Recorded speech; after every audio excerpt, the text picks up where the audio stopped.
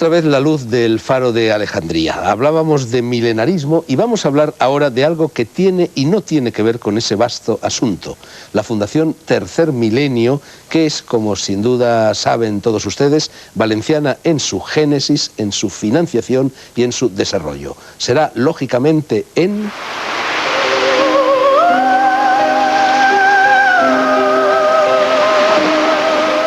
Para hablar de lo anunciado, antes de que apareciera en la pantalla el rótulo de la Luna de Valencia, tenemos con nosotros a Rafael Ripoll Navarro, teniente de alcalde de Relaciones Institucionales del Ayuntamiento de Valencia y profesor de Políticas e Instituciones de la Unión Europea en el Máster de Comunidades Europeas de la Universidad de Valencia, y a Antonio Garrigues Volker, presidente de la Fundación José Ortega y Gasset y presidente de la sección española del Alto Comisionado de las Naciones Unidas para los Refugiados, entre otras cosas, naturalmente. Uno y otro han sido y son arte y parte en esa fundación del Tercer Milenio que se echó a andar exactamente ¿cuándo? ¿En el 96, 97? 97. En el 97.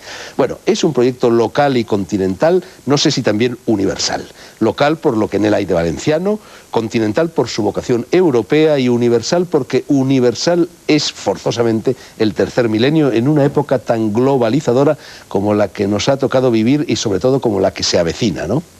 Pues sí, una de las voluntades de este proyecto es demostrar, entre otras cosas, o intentarlo al menos mostrarlo así, la relación entre lo local y lo global. Es un proyecto que nace, desde luego, desde el espíritu de una ciudad, del espíritu del Ayuntamiento de Valencia, pero que tiene como emblema proyectar, reflexionar, ¿verdad?, sobre aquellos problemas, sobre aquellas disyuntivas y desafíos que la humanidad, que la globalidad nos planteamos ante el tercer milenio, es decir, desde lo local a lo global. Yo no es por daros coba, lo digo de corazón, Valencia se ha convertido en cierto modo en la capital cultural de España, en la capital cultural del Mediterráneo y por lo que veo lleva trazas de convertirse en la capital cultural del globo terráqueo. Bueno, yo creo que las instituciones en este caso no están más que arropando ese espíritu emprendedor y arrojadizo que la propia idiosincrasia del valenciano lleva consigo. El espíritu abierto, las letras, el culto por cualesquiera de las artes es lo que nosotros de alguna manera estamos arropando e incitando a que no solo se proyecte en Valencia, sino desde Valencia hacia el mundo. Yo quería añadir en ese tema que en efecto Valencia es casi un caso para el libro de récord de Guinness, porque realmente la renovación y el proceso de modernización de Valencia en los últimos años, no voy a decir específicamente cuándo, pero en fin, en poco tiempo, realmente ha sido un espectáculo. Y la labor que está haciendo esta Fundación Tercer Milenio, que lleva prácticamente 2 años, realmente es espectacular en ese aspecto, en este país donde la tendencia y el gusto por este tema cultural es tan breve y tan módico. Realmente lo que está haciendo la Fundación Tercer Milenio es verdaderamente refrescante, es realmente gozoso ver que hay gente que tiene esa preocupación, porque en España realmente focos de pensamiento dirigidos a los grandes debates de la humanidad, en estos momentos hay muy pocos. Bueno, tú lo has anticipado, fines y logros, lo que se quería hacer, lo que se ha hecho y sobre todo lo que se va a hacer. Pues yo lo que he hecho es participar fundamentalmente en uno de los temas que a mí me han parecido más importantes, que es la declaración de deberes y responsabilidades cara al futuro.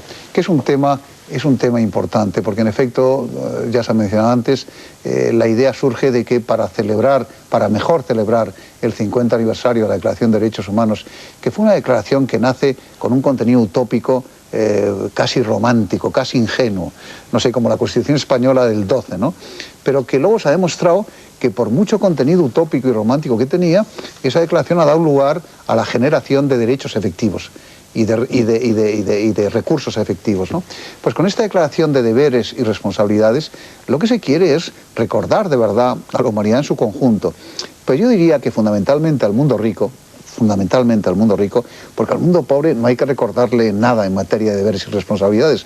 En materia de deberes y responsabilidades, el mundo pobre, el tercer mundo, tiene muy pocas que asumir, ¿no? Pero el mundo rico tiene que ser consciente finalmente de que o asume y concreta y responde a esos deberes y responsabilidades, o realmente todo este debate global sobre la globalización y sobre el milenarismo va a ser un debate realmente necio y estúpido. Es decir, de esto vamos a hablar enseguida, Antonio, pero bueno, como tú acabas de decir, quizá la iniciativa más vistosa y de mayor trascendencia de aquellas que ha puesto en marcha la Fundación Tercer Milenio es esta declaración de responsabilidades y deberes humanos. Algo obvio, un derecho tiene que correr siempre en paralelo a un deber, pero que a pesar de su obviedad, nadie había hecho todavía, o si hay algún precedente a esta iniciativa. Yo creo que no hay ninguno. Hombre, la gente, por descontado, el concepto de la relación, como tú mismo has mencionado, entre derechos y deberes, es una cosa que no podemos decir que se haya descubierto, ¿no? Pero la idea concreta de responder a esa declaración de derechos humanos con una declaración también concreta de deberes y responsabilidades, yo creo que es lo que tiene de novedad y lo que ha generado el impacto y la sorpresa en el mundo, ¿no? Hemos tenido la oportunidad realmente de hablar con mucha gente en todo tipo de foros mundiales y la gente entiende y acoge esta idea de una manera muy especial. Aparte que la Fundación ha hecho el esfuerzo de traducir esta declaración a todos los idiomas y por lo tanto su grado de difusión está siendo espectacular. O sea, ha habido una repercusión mundial, habéis recibido respuesta. Absolutamente, ¿eh? Y además yo invito a los televidentes y a los ciudadanos en general a que en la página web de la Fundación o dirigiéndose al Ayuntamiento o a nosotros mismos, a la Fundación directamente, pueden tener acceso a esa información absolutamente a su servicio. Pero me gustaría añadir a lo que ya Antonio comenta, que bueno, él ha sido uno de los artífices y su humildad no se lo ha permitido decir, pero de esta declaración, y es que, bueno, aporta conceptos como el de deber y el de la responsabilidad, que en muchos continentes, en algunos de los continentes, no responden a un mismo concepto, que hasta ahora no se habían tratado como tales, y aporta, entre otras cosas, lo que pretende ser la declaración, que no es más que un complemento universal a la famosa declaración que hace poco celebrábamos de derechos de la humanidad, ¿no? En cualquier caso, la repercusión que ha tenido y que sigue teniendo en todos los medios de comunicación a nivel internacional es un poco el reflejo de la novedad, del valor añadido que indudablemente tiene esta declaración, que sigue viva actualmente. Por ponerte algún ejemplo, Fernando, oímos declaraciones de líderes mundiales en un sentido occidental, político o en sentido religioso, tanto de su santidad como de Clinton, como de cualquier otro personaje de este nivel, hablando del derecho a la injerencia, hablando del derecho que tienen los refugiados en casos de conflictos bélicos a ser protegidos. No olvidemos que, entre otras cosas, la gran parte de los refugiados son mujeres maltratadas. Se habla continuamente por grandes líderes de opinión en todos los terrenos también científicos y académicos del desarrollo de las nuevas tecnologías en paralelo al respeto a la dignidad humana. De todo eso y de cosas tan palpables y tan tangibles hablamos en la declaración. Se habla por primera vez desde un punto de vista universal en esta declaración. Leo en esta memoria de actividades del año 98 lo que sigue. El propósito último del programa Valencia Tercer Milenio UNESCO no es meramente la organización de actos culturales que precedan a la entrada del tercer milenio, sino la conformación de un nuevo espíritu de siglo que sea capaz de dar un cambio de rumbo a la humanidad. Eso es pura utopía, ¿no? Casi milenarismo, ¿no? Bueno, alguien dijo que de la utopía también se vive. Yo lo que quisiera es simplemente centrar un poco, puesto que la declaración de deberes y responsabilidades es uno de los productos o proyectos estrellas de la Fundación, pero se enmarca en un proyecto mucho más amplio, esto que has llamado utopía, y es que en el inicio de este proyecto, el que fuera director general de la UNESCO, Federico Mayor Zaragoza, al que queremos agradecer su apoyo constante a esta iniciativa, y la propia alcaldesa de la ciudad, con el respaldo de nuestro presidente de la Generalitat, Eduardo Zaplana, se plantearon. Se trataba de alguna manera, Fernando, de parar el reloj. El mundo corre muy deprisa, lo hablábamos antes, los prolegómenos, nadie tenemos tiempo para nada, se trata de parar el reloj. Y esto auspiciado desde las propias instituciones. Parar el reloj para, de alguna manera, plantearnos cuáles son los desafíos reales que ya hoy tiene la humanidad y que se van a trasladar de forma tangible al tercer milenio. Para reflexionar sobre ellos y, de alguna manera, empezar a aportar soluciones concretas. Y nos planteamos 2, 3, 4 variantes, grandes desafíos sobre los que reflexionar. Hablábamos del encuentro de culturas, del mestizaje, con la participación de Vargas Llosa, Humberto Eco, Darío Fo, etc. hablamos y tuvimos otros encuentros para la elaboración de esta Carta de Deberes y Responsabilidades sobre cuáles son hoy, realmente 50 años después de la declaración, los deberes y las responsabilidades que tiene el Estado civil, que tiene la sociedad civil, que tienen las instituciones, que tienen los ciudadanos, qué planteamiento, qué soluciones le damos a esto. Y hablamos de un gran tercer planteamiento o desafío. Ante la carestía de agua absoluta, que está provocando ya problemas tangibles, incluso algunos conflictos bélicos, ¿qué soluciones podemos aportar? Bueno, ¿en qué línea? Seguro que Valencia puede aportar muchas, porque de casta le viene lo del agua, ¿no? Este planteamiento sobre el tema del agua se inspira mucho en nuestro Tribunal Milenario, el Tribunal de las Aguas, conocido, bien conocido por todos, y en cuanto a la declaración, está también inspirada en la filosofía del humanista valenciano Luis Vives. Quería decirte simplemente que hay un cuarto planteamiento que nos centra la programación del año 2000, y es el planteamiento sobre las ciudades solidarias. Ese mundo que corre deprisa del que hablábamos puede dejar al margen a muchas personas, puede dejar al margen, incluso lo puede crear, ese nuevo analfabetismo digital. Queremos tratar ese tema. Queremos saber hasta dónde las nuevas tecnologías suponen un desarrollo y hasta dónde no. Las nuevas tecnologías volcadas.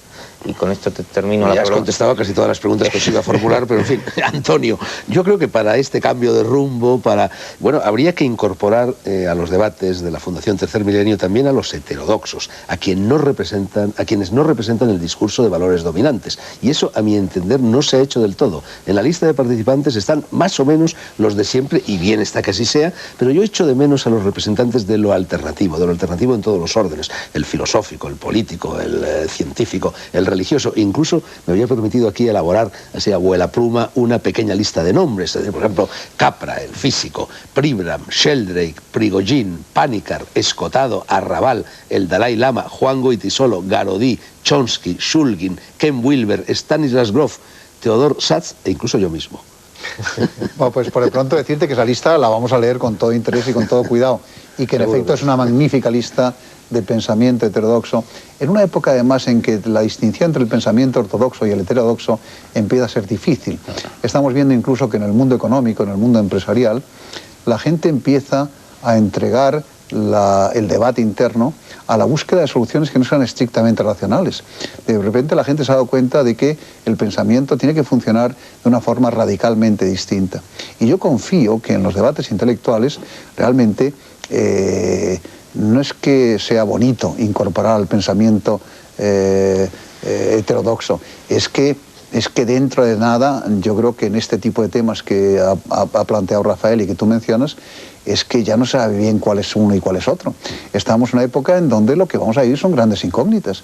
Es que el mismo tema del problema del agua, es que nadie sabe realmente qué es lo que hay que hacer con el problema del agua. ¿Qué hay que hacer con el tema de deberes y responsabilidades? Nadie lo sabe. El deber de injerencia es un deber muy claro y muy limpio y sin problemas. Pues es un problema muy complejo. De modo que la inclusión del pensamiento heterodoxo es así. De tal manera, yo debo decir que en los debates, yo estuve en casi en todos ellos de Valencia, hubo gente bastante heterodoxa. Estaba allí el presidente de la... lo digo porque lo menciono, porque fue una persona que aportó mucho lenguaje heterodoxo, el presidente de los premios alternativos Nobel. Lo digo porque lo acabo de ver ahora dando los premios alternativos, que ha sido realmente muy curioso, porque esos premios alternativos Nobel son realmente, a mí me parece muy buena como concepción, es decir, el cómo hacerlo, ¿no? Pero sobre todo es verdad, y yo eso sí que lo insisto, porque lo que no podemos hacer es seguir el lenguaje de los ricos. Es decir, el mundo occidental tiene un momento determinado que pararse y reflexionar. Yo creo que el grave problema que todos tenemos ahora moralmente, desde el punto de vista ético, es el siguiente. Nosotros sabemos que hay grandes problemas en la humanidad que ya pueden corregirse, de una manera cierta. Es decir, el tema del hambre, yo no digo que se pueda eliminar en 5 años, ni en 10 años, ni 15 años, no soy utópico. Pero ¿qué duda tiene que tenemos? Medios materiales, medios técnicos, medios de organización, medios de management global, para que el tema del hambre pueda reducirse de una manera dramática en un periodo corto de tiempo. Claro, cuando todos tenemos la conciencia de que ese problema se puede afrontar, el no hacerlo empieza a responder a actitudes cínicas. Y ahí yo empiezo a ver, incluso en el mundo de la empresa, cómo empieza a haber un nuevo lenguaje. Por ejemplo, se habla ya del consumidor ético, se habla del inversor ético, se empieza a hablar de otro tipo de conceptos. Y yo creo que lo importante de la Fundación Tercer Milenio va a ser un poco el poner a prueba el cinismo del mundo rico. Es decir, se trata de mostrar que se puede hacer lo que se puede hacer y que por tanto hay que hacerlo, porque hace 100 años, hace 150 años, quizá eso se conociera de una manera más o menos vaga, pero ahora no es que lo conozcamos. El otro día hay una estadística que te interesará. En las Naciones Unidas, es decir, aplicando métodos matemáticos, se ha hecho, para que la gente sepa lo que es la globalización, se ha reducido toda la humanidad, aplicando los ratios adecuados, a un pueblo de 100 habitantes. Lo han reducido a un pueblo de 100 habitantes. Entonces, en ese pueblo de 100 habitantes la situación sería la siguiente. 56% serían asiáticos, es decir, una gran mayoría. 14 americanos del norte y del sur, 24 europeos y 8 africanos. Es decir, una gran mayoría no europea, no etnocentrista. Segundo, 70% serían religiones no cristianas, 30% religiones cristianas. 70% serían raza no blanca, 30% raza blanca. 80% no tendrían una habitación digna, 50% no podrían comer. Y del total de la riqueza de ese pueblo, el 50% estaría en manos de 6 personas y todas ellas serían norteamericanas. Es decir, esa es la humanidad actual. Y la idea cara al tercer milenio, de que eso se va a perpetuar permanentemente y que el 50% de la humanidad no come, el 80% de la humanidad no tiene habitación digna, son conceptos que ya no podremos tolerar. Es decir, será imposible convivir con esa realidad. Y yo creo que por eso los grandes temas que ha planteado Rafael para la Fundación del Tercer Milenio, lo que tienen que ser es un recuerdo permanente al mundo rico, incluida la declaración de deberes y responsabilidades, de que el juego se acabó. Antonio, lo de resolver el problema del hambre puede conseguirse sin recurrir a los alimentos transgénicos. Te lo pregunto porque en uno de los titulares que vosotros mismos habéis incluido en alguna de estas publicaciones se dice: los pensadores reunidos en Valencia alertan sobre la revolución tecnológica. ¿Alertan en qué sentido? Bueno, alertar, todo el mundo quiere alertar. Yo lo que digo es que la revolución tecnológica es una revolución que ya está ahí y que es absolutamente inútil intentar pararla y que la estamos viviendo y pensando todos. Que puede haber aspectos de la revolución tecnológica, incluidos los alimentos transgénicos, que es el gran debate ahora entre Estados Unidos y Europa. Pero que nadie crea que es un debate puramente tecnológico, es un debate también económico, seriamente económico y seriamente empresarial. Es decir, no solamente hay en juego problemas tecnológicos, hay un problema, ni problemas de salud, ni problemas de efectos, ¿no? Yo creo que, por ejemplo, en ese tema, yo creo que tenemos que es un tema perdido, que va a haber alimentos transgénicos, lo queramos o no lo queramos. Puede ser que haya que hacer investigaciones para ver qué efecto cumplen sobre la salud, pero realmente las cosas que estamos comiendo últimamente... Estoy haciendo un huertecito en Soria para tener mis propios alimentos no transgénicos, por si acaso. Pero es un privilegiado que tienes especial sensibilidad en estos temas. Bueno, hay una cuestión crucial y peliaguda que os quiero plantear. El documento de la Declaración Universal de Responsabilidades y Deberes Humanos dice que pretende complementar y ampliar la 50enaria Declaración de Derechos Humanos y actualizar sus contenidos en el marco del respeto y aceptación de todos sus postulados. Hay quien dice, no sin argumentos, que esa declaración, la de los derechos humanos, no es sino una ideología más, la del mundo occidental en estos momentos, y que desde ese punto de vista sería algo no ecuménico, incluso colonialista. Los mismos hechos pueden adquirir un significado distinto según el contexto religioso, geográfico, cultural, histórico, etc. Estoy pensando en el trabajo infantil, estoy pensando incluso en el sexo, en fin, más o menos infantil, estoy pensando en lo laboral, en el mundo de las regulaciones laborales. Por ejemplo, el concepto hindú o budista del karma, bueno, choca frontalmente con la Declaración de Derechos Humanos, por ejemplo, ¿no? Yo, sin embargo, creo que la Declaración de Derechos, como su nombre indica, fue una declaración universal y absolutamente actual hoy por hoy. Es decir, universal en el sentido de que muchos sistemas políticos del tercer mundo, en su reconversión a las democracias actuales, están haciendo uso de aquella declaración, Declaración Universal, y gracias a mirarse en el espejo de aquella declaración están reconociéndose derechos tan fundamentales como la vida. Derechos tan fundamentales como la vida y otros de los que has enumerado. Es decir, creo que es por eso absolutamente universal. Estoy hablando de constituciones o de constitucionalismo en el resto del mundo, no en el bloque occidental, como podríamos decir, y por eso entiendo que es universal. Y entiendo que es actual porque necesita de un continuo complemento.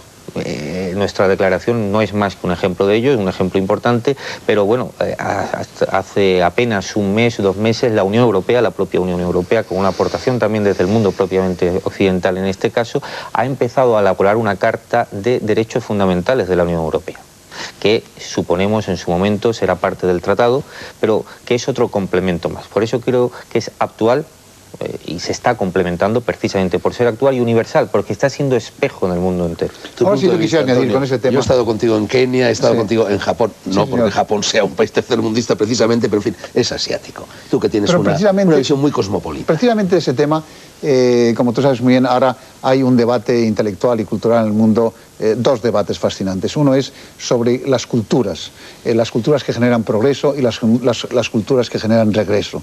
El papel del catolicismo, el papel del protestantismo, es un debate que está abierto y que es un debate fascinante sin duda de ningún tipo.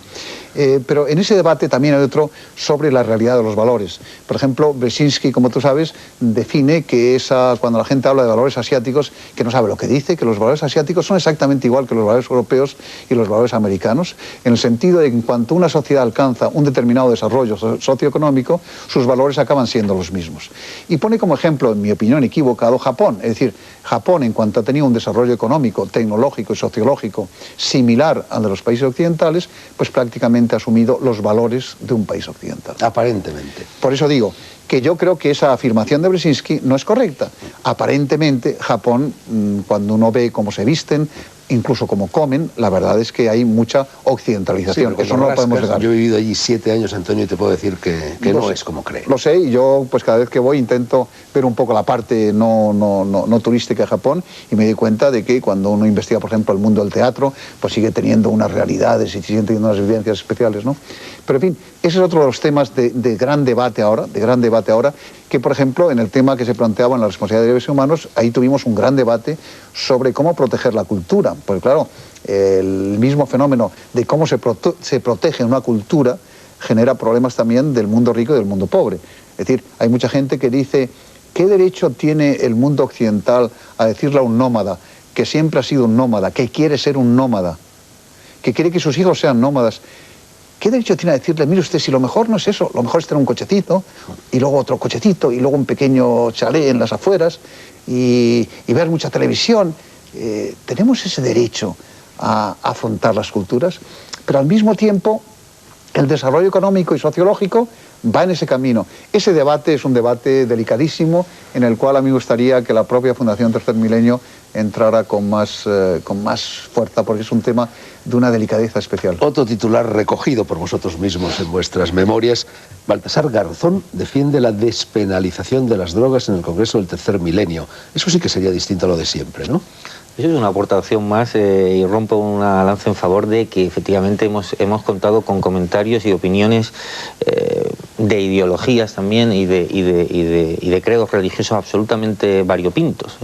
Antonio citaba el caso de los premios Nobel alternativos, la opinión del juez Garzón es otra de ellas, ¿no?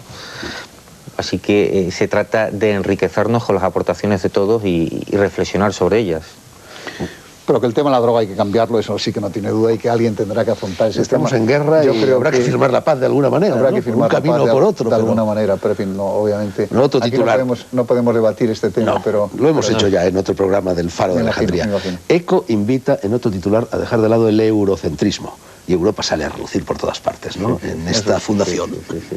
Bueno, Europa sale a relucir por todas partes, como yo creo que debemos estar orgullosos de eso, porque se trata de un proyecto universal y la iniciativa ha sido europea, ha sido valenciana. Es decir, ¿por qué no estar orgullosos de poner nuestro pequeño grano de arena en esta aportación hacia afuera, hacia el mundo, sin fronteras? Aunque es verdad, Rafael, y es verdad, Fernando, yo creo que en estos momentos la frase para mí más importante es la de Michel Foucault, cuando dice que estamos en una época en la que decidir si podemos o no pensar de forma distinta a cómo pensamos es la cuestión importante para poder seguir pensando. Es decir, estamos en una época en la que todos tenemos que quitarnos muchos dogmatismos mentales, y que duda tiene que Europa ha generado siempre un etnocentrismo tremendo. Por ejemplo, la gente no puede olvidar que se llama Mediterráneo porque quiere decir in medium terre, es decir, ese es el origen del Mediterráneo. Es decir, siempre Europa se ha creído el centro de la Tierra, y siempre todo país que manda, le pasa en estos momentos a Estados Unidos, se cree el centro de la Tierra. Y yo creo que en efecto, si queremos ir a mensajes y a proyectos globales, una cosa que tenemos que hacer es no deseuporizarnos, porque no tenemos por qué hacerlo y podemos sentir orgullo, pero sí empezar a acostumbrar a pensar desde el punto de vista ajeno y desde el punto de vista de otras culturas. Y que fuera de Europa no solo hay tinieblas exteriores. Realmente no, realmente no. Pero último titular que leo, que saco de aquí, que utilizo como arma arrojadiza, se refiere a ti, Antonio. Dice el titular: Garrigues-Walker asegura que la globalización es irreversible y que seremos capaces de humanizarla. Yo lo que creo es que la humanidad es muy lista, y cuando la gente habla de que la humanidad se va a ver sometida por una revolución tecnológica y que los teléfonos móviles y luego pues la comunicación por correo electrónico y todo ese tipo de temas, y que vamos a tener muchas más cosas y que se va a robotizar. He visto ahora un robot que habla con los enfermos, tiene introducido una especie de inteligencia que les permite estar continuamente hablando con los enfermos para que el enfermo se sienta ¿Lo has visto no de aislado. verdad? Lo he visto en Japón, lo he visto funcionar en Japón, en concreto en Tsukuba, en la Universidad de la Ciencia que está al lado de Japón, ¿no? Es decir, todo ese tipo de temas. Pero la humanidad es muy lista, y la humanidad parece que va al caos, pero al final sabe protegerse de este tema. Para mí el único peligro es la manipulación genética. Ahí sí que tengo miedo. Es decir, en cuanto el ser humano descubra cómo manipular su propio cerebro, en el sentido de generarse situaciones de euforia o de felicidad o de cualquier otro sentimiento que él quiera, ahí empieza un problema en donde el respeto a la propia identidad me preocupa. Pero dicho esto, yo creo que a la humanidad no va a haber quien la engañe, y que la humanidad seguirá siendo humana, y que podrá con la globalización, igual que ha podido con otras muchísimas cosas que parecía que iban a deshumanizar. Yo fui precisamente 2 años en esa universidad de Tsukuba que has mencionado, y allí me contaron, no sé si será verdad o me tomaron el pelo, que los obreros que trabajan en la Toyota se llevan al salir del trabajo a los robots a tomar cerveza. No sé si además de hablar con los enfermos toman cerveza. Bueno, vamos a los amigos. Es inevitable, Rafael, Antonio, preguntaros, no ha salido todavía, pero cuando salga, ¿qué leeremos en la memoria correspondiente al año 2000? Rafael lo sabe. Bueno, pues yo espero que vamos a leer cosas muy interesantes en la línea de lo que estamos hablando. Yo quisiera concretarlo, podemos ya incluso anunciarlo de alguna manera. Vamos a enfocar la programación del año 2000 en un eje fundamental, que es el eje de la participación de la sociedad civil en el desarrollo, en la construcción de la vida día a día. A esos efectos, en noviembre, con la colaboración de la Fundación Salvador de Madariaga y otras, vamos a tener un encuentro importante en Valencia a este respecto. Y Fernando, vamos a tratar de 2 aspectos más en este año 2000. Tanto la sociedad civil, como digo, por una parte, como las nuevas tecnologías, los nuevos lenguajes. Pero los nuevos lenguajes enfocados desde un punto de vista muy político, en el sentido de que nuestro planteamiento es saber, esos nuevos lenguajes pueden generar marginación, van a producir, por ejemplo, nuevos extractos de población marginada en los ámbitos laborales por no poder acceder a esos nuevos lenguajes, a esas nuevas tecnologías. Queremos democratizar, popularizar los nuevos lenguajes, la red, las nuevas tecnologías. Queremos que todo el mundo tenga acceso a ella y formación para poder utilizarla en igualdad de condiciones. Y eso es un proyecto tanto político que está empezando a tener resultados concretos, y para eso nos vamos a concentrar en una gran cumbre mundial el 14 y el 15 de junio. Aplicado, Fernando, con un matiz y que creo que tiene un valor añadido importante, es sobre todo destinado al concepto de solidaridad.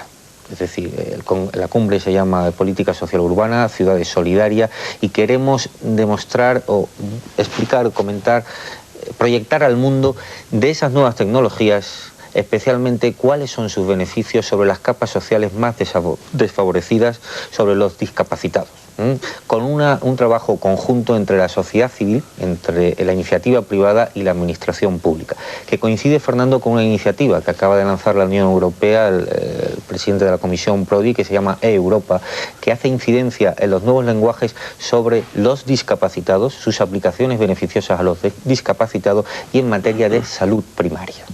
Allí estaremos. El tercer milenio, según algunos, acaba de empezar. Yo soy de los que opinan que no empezará hasta el próximo año, aunque no dejo de reconocer que es una discusión bizantina, pero nuestro programa acaba en este mismo instante. Agradezco a Rafael Ripoll Navarro y a Antonio Garrigues-Walker su presencia y sus palabras, y formulo el deseo de que la Fundación Tercer Milenio dure por lo menos todo lo que su nombre abarca. 1000 años, y ojalá no sean de soledad, sino de solidaridad y amistad. La semana que viene volvemos. Gracias por la atención. Buenas noches.